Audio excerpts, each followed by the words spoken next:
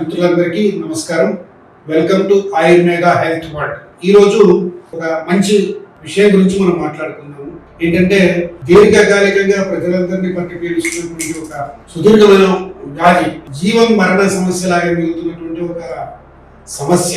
దాని గురించి మనం ఈరోజు డిస్కస్ చేస్తాం. ఏంటి ఆ టాపిక్ అంటే జీవన శైలిలో ఉండేటువంటి కొన్ని వ్యాధులు.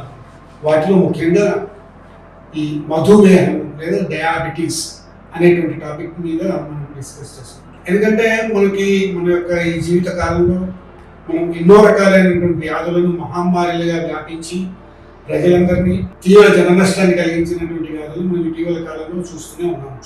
అటువంటి వ్యాధులలో ఒక చాలా ముఖ్యమైనటువంటి సమస్య ఇది. యాక్చువల్గా దీన్ని ఒక వ్యాధి అనొచ్చు, సమస్య అని కూడా అనొచ్చు.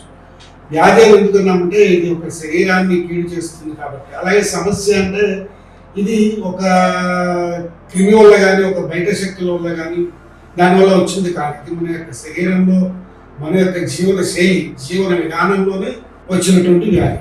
దీన్ని డయాబెటీస్ అంటారు. అలాగే తెలుగులో మధుమేహము అని కూడా అంటారు. ఆయుర్వేదంలో దీన్ని మధుమేహము అంటారు. ఈ మధుమేహము అనేటువంటి వ్యాధి మన శరీరంలో ఉండేటువంటి వాత, పిత్త, కఫ ఈ మూడు త్రిదోషాలు, బయోఫిజియోలాజికల్ ఎలిమెంట్స్ ఏవైతే ఉంటాయో, బయోఫిజియోలాజికల్ ఫ్యాక్టర్స్ అని కూడా అంటారు. వాటి యొక్క ఫంక్షన్స్, వాటి యొక్క కార్యక్రమాల్లో సరైనటువంటి విధంగా ఆ శరీరంలో పనిచేయకుండా చెడు కలిగిస్తున్నప్పుడు ఈ యొక్క మధుమేహం అనేటువంటి వ్యాధి వస్తుంది. అయితే ఈ మధుమేహం మొత్తం 3 రకాలుగా విభజిస్తాం. Number 1 diabetes insipidus, number 2 diabetes mellitus, number 3 gestational diabetes. వీటిలో మొదటి నుంచి కనుక మనం వస్తే డయాబెటీస్ ఇన్సిపిడస్ అనేటువంటి వ్యాధి జన్యుపరంగా, అంటే ఒక మనిషిలో ఉండేటువంటి మన ఆటో ఇమ్యూన్ అంటే మన యొక్క శారీరక వ్యవస్థలో కొన్ని మార్పులు జరిగి ఇన్సులిన్ అనేటువంటి గ్రంథులు శరీరంలో మన యొక్క ప్యాంక్రియాస్ అంటారు, ఈ క్లోమం అంటారు, క్లోమ గ్రంథి. ఈ ప్యాంక్రియాస్లో ఇన్సులిన్ మొదటి నుంచి అసలు ఉత్పత్తి జరగకుండా ఈ యొక్క వ్యాధి కలిగిస్తుంది. దీనికి మార్గం ఏంటంటే ఇన్సులిన్ శరీరంలో ఉత్పత్తి కాదు కాబట్టి ఎప్పుడూ బయట నుంచి ఇన్సులిన్ ఇస్తూ ఉండటం అన్నమాట. రెండవది డయాబెటీస్ మెల్లిటస్. ఇది మన యొక్క సాధారణంగా ప్రజల్లో ఇప్పుడు మనకు కనిపించేటువంటి డయాబెటీస్ వ్యాధి కూడా దీని ద్వారానే వస్తుంది. మన జీవన శైలిలో కానివ్వండి, ఆహార విహారాల్లో ఉండేటువంటి మార్పుల వల్ల, మానసిక ఆందోళన, ఒత్తిడి, ఇవన్నీ రకరకాలైనటువంటి కారణాల వల్ల ఈ యొక్క శరీరంలో ఉత్పత్తి అయినటువంటి ఇన్సులిన్, ముఖ్యంగా ఇన్సులిన్ ఏంటంటే శరీరంలో ఉత్పత్తి అవ్వటం, శరీరంలో మనం తీసుకున్నటువంటి కార్బోహైడ్రేట్ పిండి పదార్థాలని మన యొక్క బలంగా శక్తిగా మార్చేటువంటి ప్రక్రియ ఇన్సులిన్ చేస్తున్నమాట ఎవరికైనా కానీ. సో ఆ విధంగా ఇన్సులిన్ సరి అయినటువంటిగా ఉత్పత్తి అవ్వకపోవటం వల్ల శరీరంలో మన యొక్క రక్తంలో చక్కెర శాతం పెరిగిపోయి ఈ యొక్క డయాబెటీస్ లేదా షుగర్ వ్యాధి అనేది కలుగుతుంది. దీన్ని టైప్ 2 డయాబెటీస్ అని కూడా అంటారు మామూలు వాడికి భాషలో. ఇక మూడవది వచ్చేసరికి జెస్టేషనల్ డయాబెటీస్ అంటారు. ఈ జెస్టేషనల్ డయాబెటీస్ అంటే ఏంటంటే ఈ యొక్క గర్భిణీ స్త్రీలలో ఆ యొక్క గర్భ సమయంలో పిండం యొక్క ఒత్తిడి ఈ యొక్క క్లోమ గ్రంథి, లివర్ వీటి మీద పడి దానివల్ల సరైనటువంటి ఇన్సులిన్ ఉత్పత్తికి ఆటంకం కలిగి బ్లడ్లో షుగర్ లెవెల్స్ పెరుగుతాయి అన్నమాట. ఇది సాధారణంగా కూడా ఈ యొక్క డెలివరీ నార్మల్ ప్రసవం అయిన తర్వాత మళ్ళీ నార్మల్ స్టేజ్కి రావడానికి చాలా వరకు అవకాశాలు ఉన్నాయి. అయితే కొద్దిపాటి జాగ్రత్తలు తీసుకోవాలి. ఇకపోతే ఈ డయాబెటీస్ అనేటువంటి వ్యాధి మన ప్రపంచంలో చాలా విస్తృతంగా పెరుగుతుంది నాటికి. మన భారతదేశంలోనే కనుక చూస్తే, ముఖ్యంగా మన ఈ యొక్క తెలుగు రాష్ట్రాల్లో కనుక చూస్తే ప్రతి 5 వ్యక్తుల్లోనూ కనీసం 1-2 ఈ యొక్క ఈ డయాబెటీస్ అనేటువంటి వ్యాధి ఎప్పుడప్పుడు కలుగుతూ ఉంటుంది. ఈ డయాబెటీస్ వచ్చినప్పుడు మరి దీనికి ముఖ్యమైనటువంటి లక్షణాలు ఏంటి అంటే ఈ అతిగా చెమట పట్టడం, లేదా అతిగా నీరసం రావడం, అంటే ఆహారం తీసుకున్నా మళ్ళీ వెంటనే నీరసం రావడం, లేదా అసలు ఆకలి అనేది లేకపోవటం, విపరీతంగా బరువు పెరగటం, మరి లేదా బరువు రోజు రోజుకి ఎటువంటి కారణం లేకుండా బరువు తగ్గిపోవడం, మనిషి చూడగానే ఒక్కొక్కసారి కొంచెం మొహం ఉబ్బుగా ఉంది, ఏంటి నీ కాళ్ళు చేతులు ఉబ్బుగా ఉన్నాయని ఒకటి అంటారు.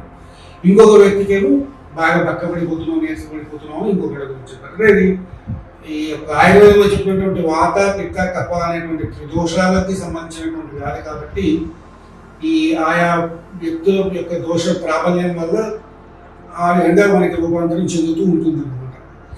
సో ఆయుర్వేదంలో దీన్ని అందుకని మధుమేహము అంటారు. మధు అంటే తేనె, మేహం అంటే ఈ యొక్క శరీరంలో తేనె లాంటి యొక్క ఎక్కువ ఎక్సెస్గా సీక్రెషన్, అంటే ముఖ్యంగా బహుశా దీనికి మూత్ర పరీక్ష చేసినప్పుడు మనకి చక్కెర శాతం కలుగుతుంది. మూత్రం బాగా జిగటగా చిక్కగా ఆ యొక్క మూత్ర విసర్జన అయిన తర్వాత పాతకాలు ఆ చీమలు అవి పట్టి ఉండేసరికి చూసేసరికి మూత్రం ద్వారా మధువు లాంటిది వస్తుంది కాబట్టి దీన్ని మధుమేహం అని బహుశా ఆ విధమైనటువంటి టెక్నాలజీ వాళ్ళు వాడి ఉండవచ్చు. ఇక దీనికి మనకి ఇప్పుడు రీసెంట్ టెస్ట్లు ఏంటంటే ఇందాక చెప్పినట్టుగా బరువు పెరగడం, బరువు తగ్గడం, లేదా ఆ అతిగా ఆకలి లేకపోవడం, ఆకలి వేయడం. ఇంకొక ముఖ్యమైన విషయం ఏంటంటే మధుమేహం సంబంధించినటువంటిది అరికాళ్ళ మంటలు, అరికాళ్ళు బాగా మండుతూ ఉంటాయి, లేదా అరిచేతులు మండుతూ ఉంటాయి. ఒక్కొక్కరికి యూరిన్ మూత్రం విసర్జన ఎక్కువ వెళ్ళాల్సి వస్తూ ఉంటుంది అప్పటికప్పుడు. ఆ వెళ్ళి రాగానే కొందరికి నోరు ఎండిపోయినట్టుగా ఉండటం, డీహైడ్రేషన్.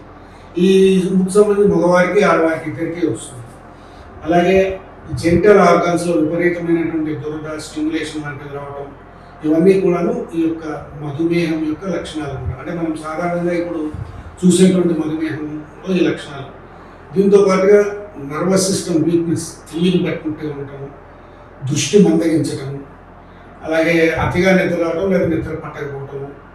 ఈ కారణాలు ముఖ్యంగా ఏంటంటే న్యూరలాజికల్ ఎఫెక్ట్స్, నాడీ సంబంధమైనటువంటి ఎఫెక్ట్ ఈ మధుమేహంలో బాగా తొందరగా కనిపిస్తుంది.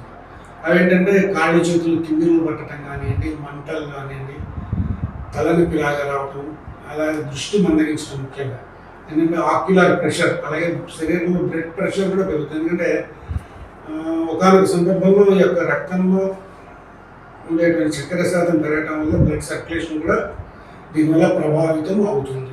మధుమేహం అనేటువంటిది త్రిదోష సంబంధమైనటువంటిది, అంటే వాత పిత్త కఫ, ఈ 3 దోషాల వల్ల కలుగుతుంది అని చెప్పి అనుకున్నాం. కాబట్టి ఈ 3 దోషాల వల్ల కూడా శరీరంలో ఉన్నటువంటి సప్తధాతువులు దీనివల్ల ప్రభావితం అవుతాయి. సప్తధాతువులు ఏంటంటే రసము, రక్తము, మాంసము, మజ్జ, అస్థి, మజ్జ, శుక్ర మొదలైనటువంటి సప్తధాతువులు, 7 ధాతువులు ఎఫెక్ట్ అవుతూ ఉంటాయంట. అయితే దీనివల్ల మన యొక్క డిఫరెంట్ సిస్టమ్స్, డైజెస్టివ్ సిస్టమ్ అంటే జీర్ణ ప్రక్రియ, ఆహార ప్రక్రియగా చెప్తున్నాము, అలాగే రక్త ప్రసరణ, నాడీ మండల వ్యవస్థ, ఈ తర్వాత పంచ జ్ఞానేంద్రియాలు, ఒకసారి స్పర్శ లేకపోవటం కాలికి, ఇవన్నీ కూడా దీనివల్ల వస్తాయని మన ఆయుర్వేద శాస్త్రంలో చెప్పగలం.